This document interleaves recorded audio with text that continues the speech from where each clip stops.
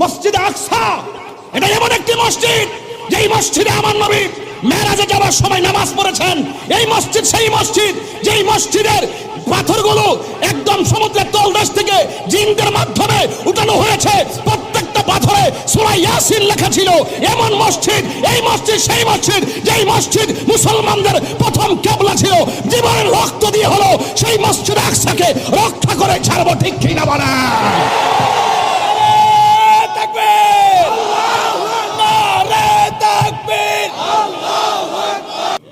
এবার মিল্লামিশা চলেন, সবাই মিল্লামিশা লন, আমরা ফিলিস্তিন যাই।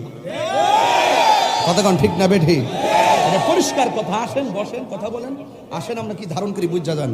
বইয়ের বাংলার জমিন স্যার এই 3 বেলা খাইয়া খেয়া খালি ফেসবুকে লিখলে চলতো না, ডাইরেক্ট চলে আমরা যাই। আমরা প্রস্তাব করি, আমরা পাঠাই দেন। শুধুমাত্র বেশি আমরা ট্রেনিং লাগতো না, ডাইরেক্ট সমান করে বললাম কতক্ষণ ঠিক না। আয়েন মুসলমানদের অবস্থা ভালো না। আমরা ঠেলাঠেলির কারণে কিন্তু এই সুযোগটা হয়েছে। আজকে ইহুদির পিছনে ইহুদিকে সহযোগিতা করছে, কাফের পাশে কাফের দাঁড়ায় গেছে, আর আমরা মুসলমানের পক্ষে দাঁড়াইতে পারতেছি না। এর চাইতে বড় লজ্জাকর কিছু হতে পারে না, ঠিক কিনা বলেন? মানববন্ধন করলে হবে না। আমাদের মাননীয় প্রধান